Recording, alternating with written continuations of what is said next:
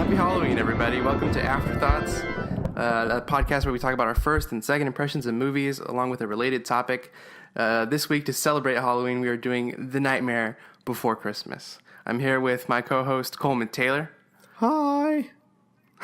My name is Joshua Kazemi, and we're going to talk about our first impression of Tim Burton's The Nightmare Before Christmas. Is it Tim Burton's? Well, yeah, that's what I was going to ask, because in a lot of the promotional materials, it says Tim Burton's The Nightmare Before Christmas, but the technical title of the film is just The Nightmare Before Christmas. Unlike The Avengers is Marvel's The Avengers. I don't know. But even that one's not always marketed that way. So I don't know. It's confusing. Also, Marvel's a studio. Yeah, that's true. It's getting into I don't know. technicalities there, I think. I was wondering, before I rewatched it this week, I was wondering, is this movie would you consider it a Christmas movie? Would you consider it a Halloween movie? Is it a mix of both? And then I even wondered, when it was released. Can you guess when this was released? What time of the year? November. Oh, smart move. But wrong. Dang it. I would have guessed, legit guess sometime in October. Yeah, October 29th, I think. Yeah. 1993. And yeah, that's fair. I mean, at the Disney parks, they convert the Haunted Mansion into a Nightmare Before Christmas themed ride, and they start doing that in October, and then they leave it up throughout all of the holidays.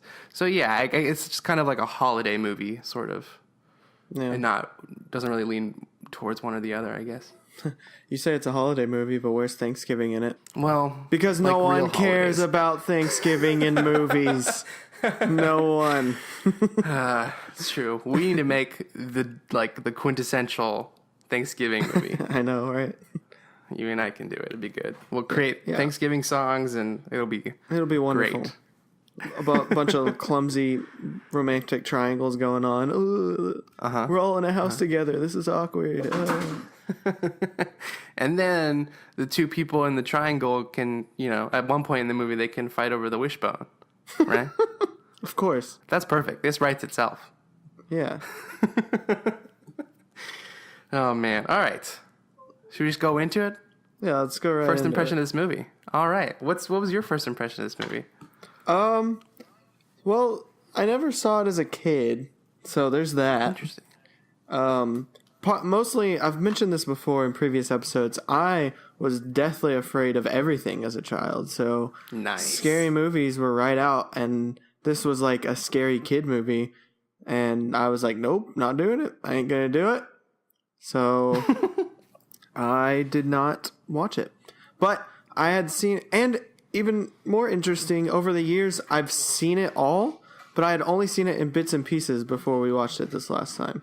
I have never me too. Sat down and watched the whole thing all the way through. So, so knowing all that, I still thought it was interesting. I always liked the movie, and parts I saw, I mean, I'd seen the total of it, but I'd still only seen it in pieces, so I only judged it in pieces. And the parts I saw were always fun and interesting, and I like claymation. I'm a sucker for claymation, so they already have that on me. The claymation, if you will. Yeah, that was pretty much it. Just, it was good from everything I saw, and I knew everyone else loved it, so I was always interested in seeing it all the way through. I just, for some reason, never did. I guess because as a kid, I was always afraid of it, and then never got around to it when I was older. What about you? Mm-hmm. I think a similar response. I was terrified of this movie as a child, and mainly because I feel like on a lot of my Disney VHS tapes, there was a very specific preview that scared me. And it was something about that scene in the movie where the parents come down and is like, hey, what did Santa bring you? And he just pulls out the head. Yeah. That terrified me. And it was a preview before a ton of my go-to Disney movies. So I always was just really terrified of the movie, and I didn't want to see it. At some point I did, but I have no recollection of how old I was or what I thought. At some point I did see the whole movie, and it didn't really leave an impression on me. But I'm sure you can relate to this. Do you remember in the 6th grade or the 7th grade, this movie exploded into being every sort of like punk pop rock kid's favorite movie. It was like the movie. Hot Topic like changed into the Nightmare Before Christmas store. Yeah. It was nuts. And then it was even in, it was in that Blink song, I Miss You, Jack and Sally. It just like out of nowhere became this like super cult movie. And I can't remember if that had always been the case. In my life, I remember it sort of popping up out of nowhere in middle school. It was just everybody's favorite movie. And I didn't quite connect with that. Yeah, it's definitely with all the punk kids. I wrote this down. For some reason, I just always thought Jack Skellington was cool. I loved his face. I drew it on everything. I don't know why. So I guess I was kind of in on that too. I thought he was so cool. But yeah, it totally exploded when around middle school and even going a little bit into high school.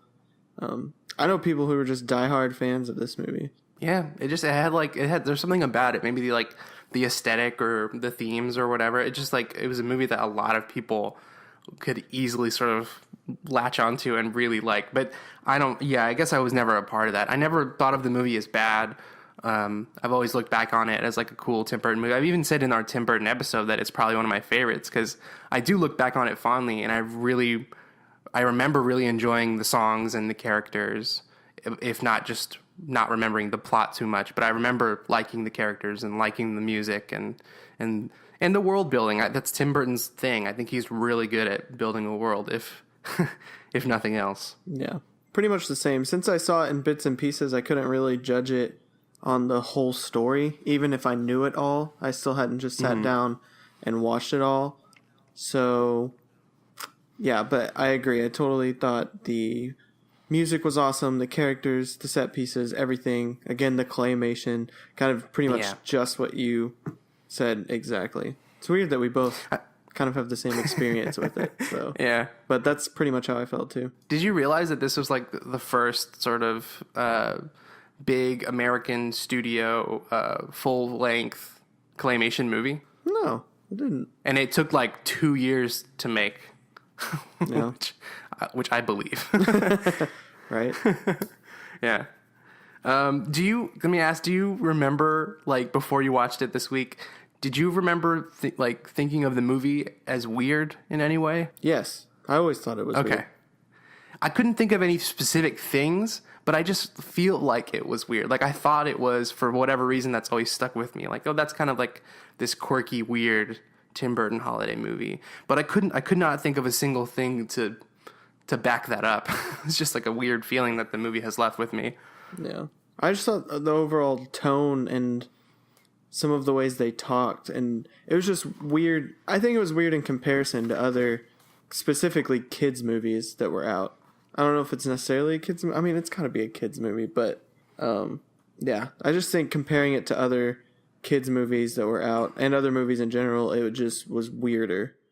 Even the conversations that the characters had and stuff. I do remember it just being weird. And definitely, like, Disney agreed, because at the time, Burton was working for Disney as an animator, and he pitched this idea, and Disney thought it was weird, so they didn't want to make it. But then he left Disney and then did Batman, did Beetlejuice, and became a successful director. So Disney was like, oh, hey, we still own that. You want to come back and make it for us at Disney?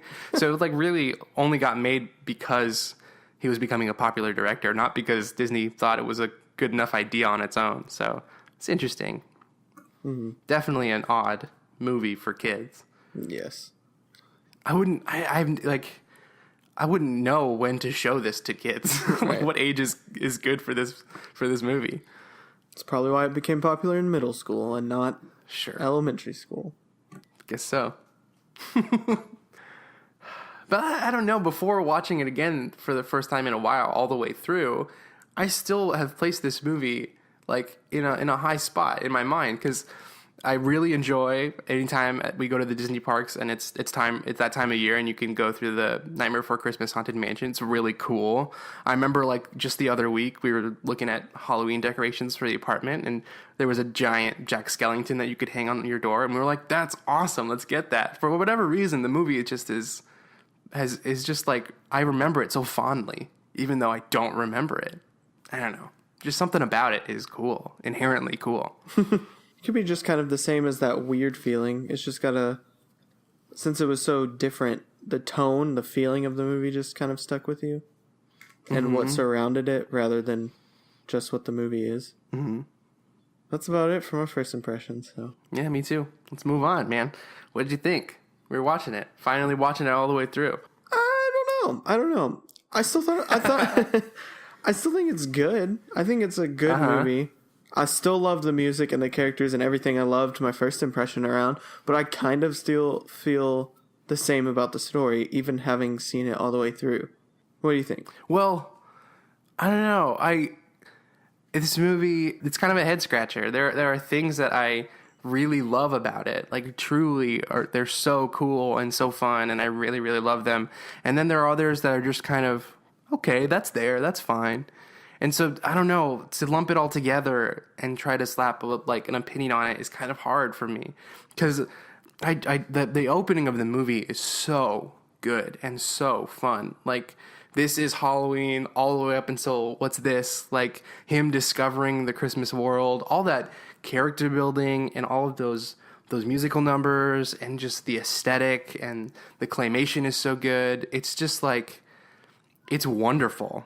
It's like this really great, fun holiday piece in that first chunk of the movie. But I feel like, similarly to last week's Minority Report, I feel like that's the best part of the movie. Yeah.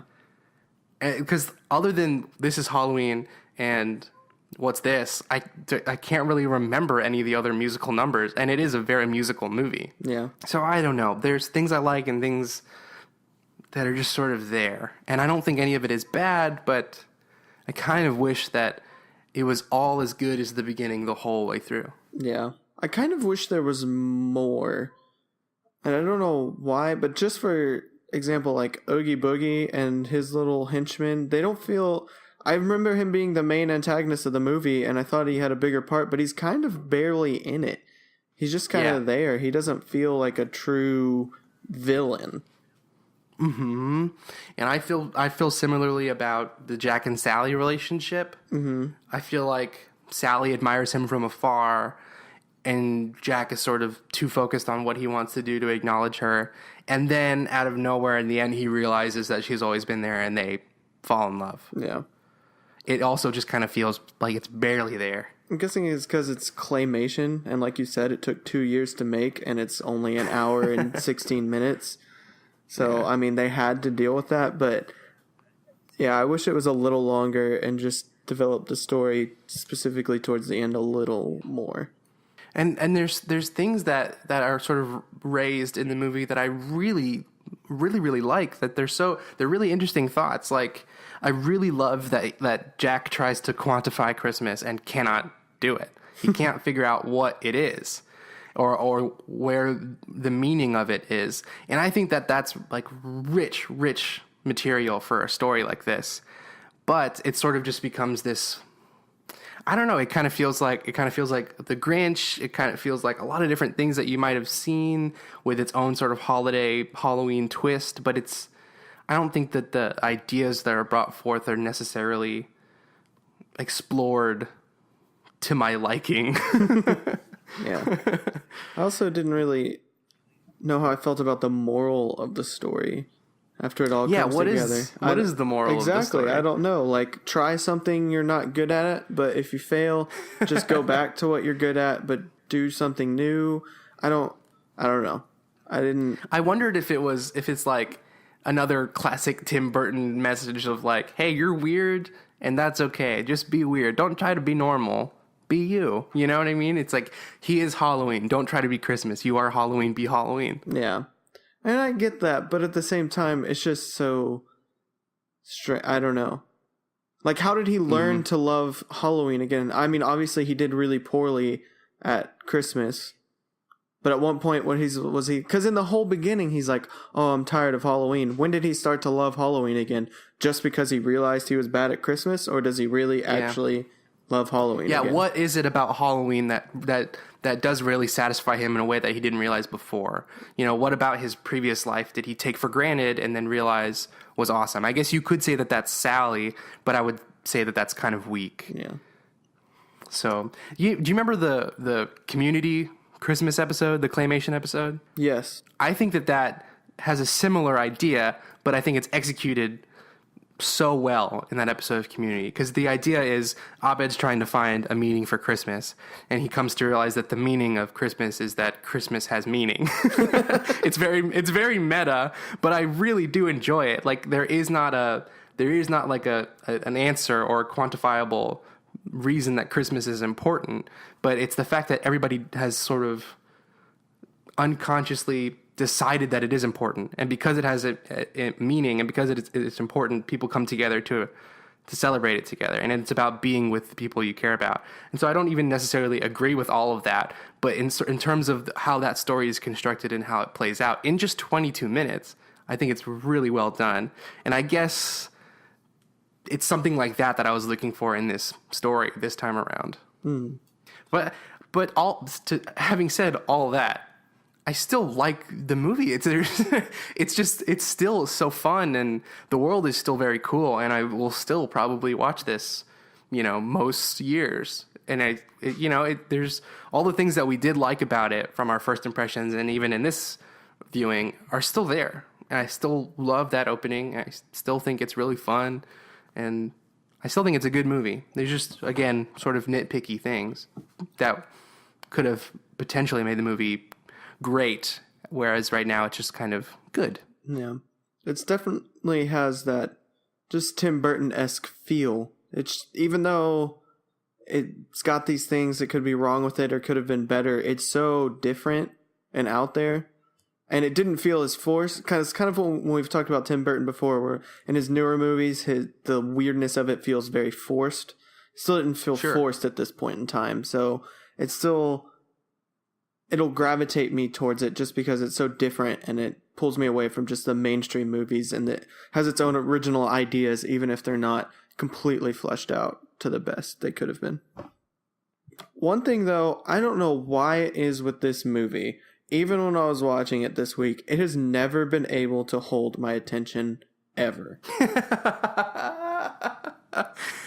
Yeah.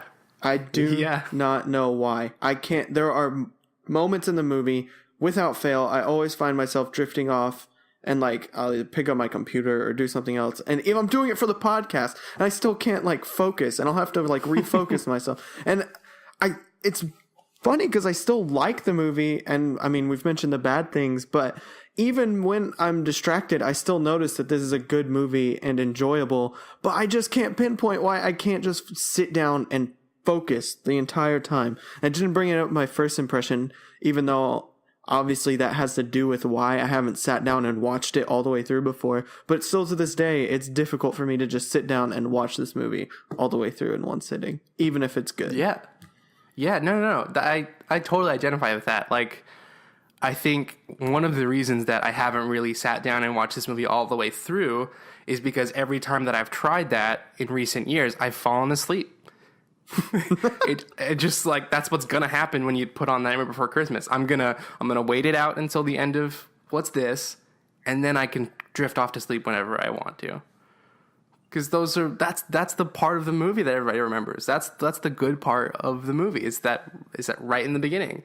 There's not a point right at the end that I'm sort of waiting to see. Every time I sit down and watch the movie, there's not a big climactic moment that I'm excited to see in the movie. It's right up in the beginning. That's what I want to see. Mm-hmm. I totally identify with that. I think it does sort of lose you at some point in the movie. If there was just one more great musical number at the end, I think it could save it. Well, that's perfect, because I was just about to mention, I know we've talked about the music, but I love the music in this movie, period. I love all the songs all the way through. I can't say that about every movie. I'm really picky about the music, but for some reason, in this one, I think it also has to do just to how well the music matches the tone of the movie. But I think they pulled the music off really well. And I don't always say that. Definitely. It's usually just one or two songs. And there are one or two songs in this movie that are meh. But even past What's This, for me, I still like it. I still loved Kidnap the Sandy Claus, and then other ones towards the end like Oogie Boogie Man. And there was an album that came out where kind of more punk and darker artists redid all the songs. And I listened to some of those all the time too. when I was in like Yeah. middle and high school. Another thing. I remember that. I don't remember listening to it. Is it sort of good, or is it sort of like guilty pleasure good? A bit of both. Some of them are really cool. Okay. But it's probably leans more to the guilty pleasure. But I used to listen to Korn's version of Kidnap the Sandy Claus all the time. Oh my awesome. goodness. Back in middle That's school. awesome. Oh man, it is kind of amazing how massive this movie is, having only been one movie from 1993. Mm-hmm. Like no other sequels of any kind. I mean, there have been video games, I think, that have continued the story, but no theatrical or home release sequels. What video games are you talking about? Kingdom Hearts? Well, Kingdom Hearts, but there's another one. I was reading, I can't remember. There's another game that continues the story. Yeah. Look, isn't that like sort of unbelievable? How is it that Disney has not made a sequel? I know. I hope they keep it that way. No sequels for this one. Would you be interested in a sequel? I would be interested in a sequel, but I don't want there to be a sequel. Okay, so if there was a sequel, would you want it to be like Thanksgiving Town or St. Patrick's Day stop Town? talking. You know it's got to be Halloween Town. That's really funny. So you would want to sort of do another Halloween Town movie or Christmas Town movie?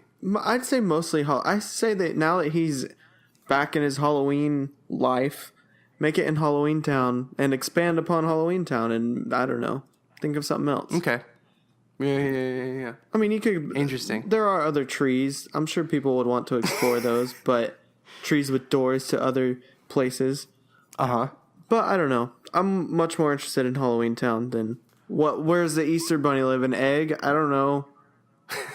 Yeah. I think I read somewhere that Burton tried really hard to make sure that they don't make a sequel for it. So good for him. Good for Burton. But he just lets Alice in Wonderland crumble. Hey, okay, so let me ask you, as a big claymation fan, knowing that this is sort of the first of its kind, where do you place the level of quality for the claymation? Do you consider this one of the best claymation movies? It's not the best, but that's not fair because they've gotten so much better at it, and it's the first, but it's still up there for sure. Quality. So you've really good. noticed like a quality increase over time, like they're getting better at making claymation. Oh yeah, especially just watching Kubo this few weeks ago. That's some of the best claymation I've ever seen. Wow, that's high praise. That's high praise. But I still think the quality in this one's really good, especially for being 93. Mm-hmm. Yeah, really good for its time period. Why? Did you think it was not good? No. I thought it was very good, and I would still consider it one of the best. But I haven't seen quite as many as I think you have, or someone who has more authority on the subject. But as far as I'm concerned, I think it's one of the best. Yeah. All right. Anything else? Should we talk about Blink-182 or? No. All right. Moving on. Topic time. Yeah, topic time. I'm forever just gonna topic time. That's the new thing. So we're talking Halloween. It's Halloween time. Let's do scary movies, horror movies, right? I thought it would be fun if we just sort of talk about some tropes and let's see what the conversation goes. Just have another fun one. Because you and I have said, have we said it on the podcast? Or maybe we said it on the mini episode. Scary movies are not necessarily our thing. Yeah, scary movies suck. Is that what we're trying to say? Sure. Is that professional? I don't know. There are definitely a handful that I really, really like that we'll talk about on our mini episode for sure. Mini episode. But generally speaking, the horror genre is not really my thing. So let's talk about some of these tropes. Let's do it. Or cliches, if not. Okay, so this is a good one. It's just the wind.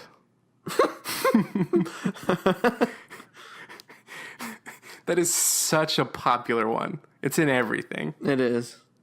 It's so funny. As you were saying that, I just thought, like, what if someone made a scary movie, or, like, quote-unquote scary movie, but they just followed all the things you're actually supposed to do when those tropes come up? Like, oh, it's just the wind. It really just is the wind. Oh, don't go in there. They don't go in there, and just nothing scary actually happens. That would be wonderful. That would be great. I would really enjoy that. Oh man. Okay, here's another one. Let's split up, said the screenwriter. Classic Scooby-Doo, you know? And that's one of those tropes that it's like, it's kind of an eye roll and it's a sigh, but I guess you kind of need to have that happen at some point in the scary movie. Like it's sort of it's almost a necessary evil of sorts. Yeah. But to even utter those words, I think, is not cool anymore. Exactly. That's why I was thinking you should find better ways to split the group up. Like force them to split up rather than oh, it's a good have idea. One of to them split suggest up. it. Yeah. Right. Freddie. Good one. Fred. How do you feel about like jump scares? Scares that like I hate jump scares. Okay, there you go.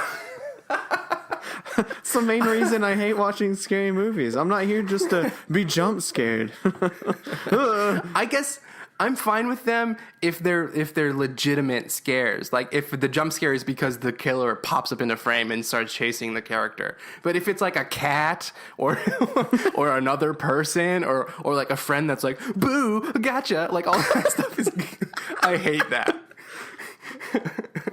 It's dumb.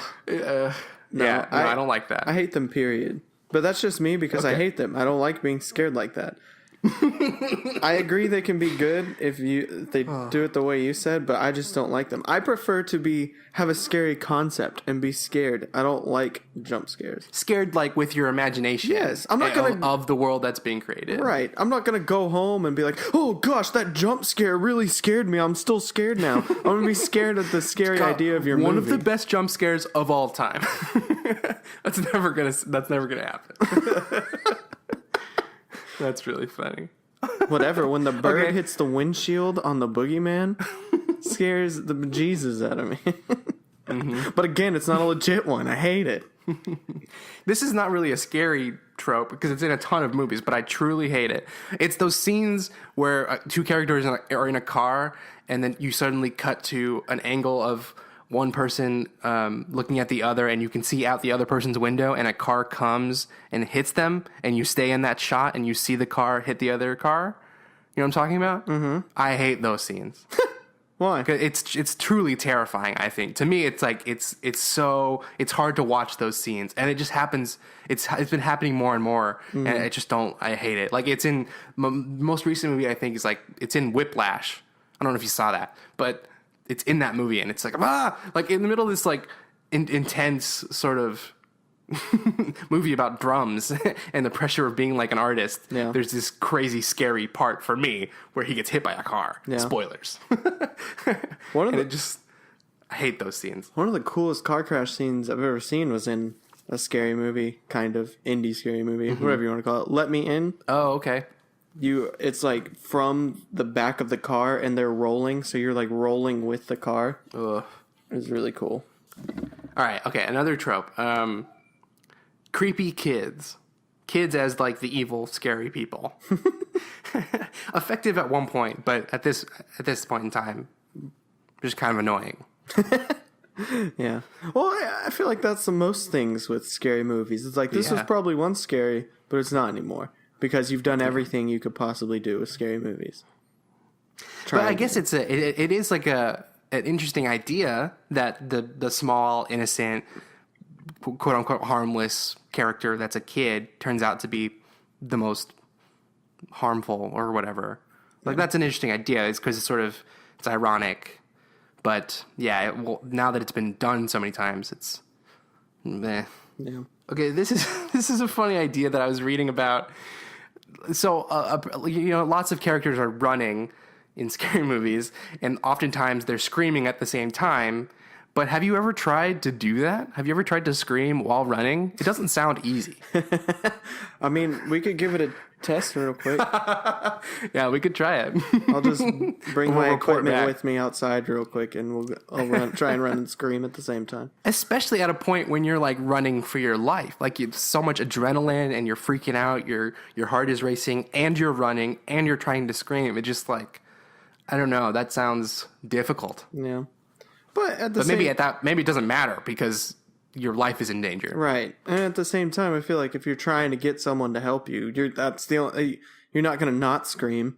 Even if it takes more energy, I would be screaming. Someone's chasing me, and I'm trying to get someone's attention. Like, it's too late at that point. They're already chasing me. I'm going to scream. But I do agree that I'm sure it seems much harder. Yeah. Probably slow me down, and then I'd end up dead. But Yeah. Running upstairs instead of out the door. That's one that I think is never ever good. Like, at no point was that like a good trope or cliche, because it's your character doing something dumb.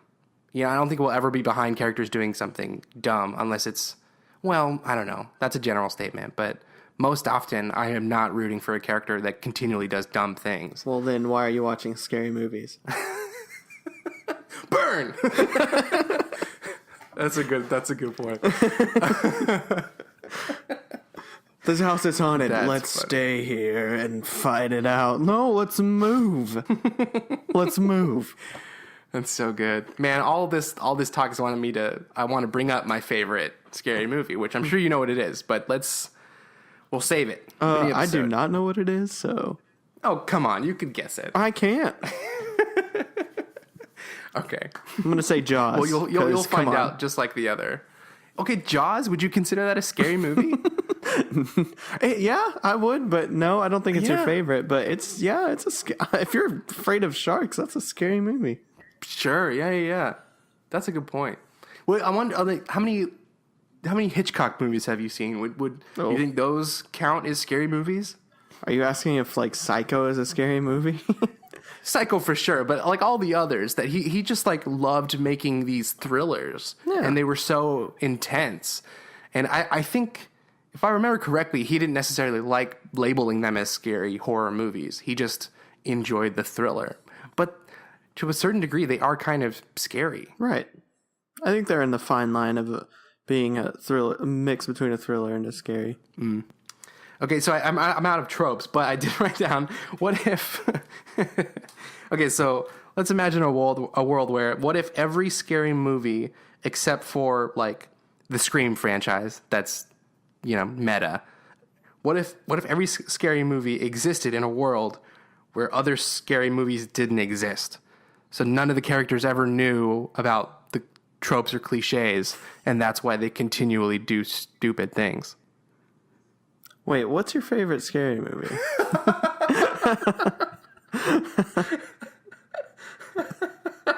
That's what you got for my question? Well, because then I was like, that sounds pretty similar to Cabin in the Woods. But just like... I'm not going to confirm or deny anything on this podcast. People are going to have to wait for the mini.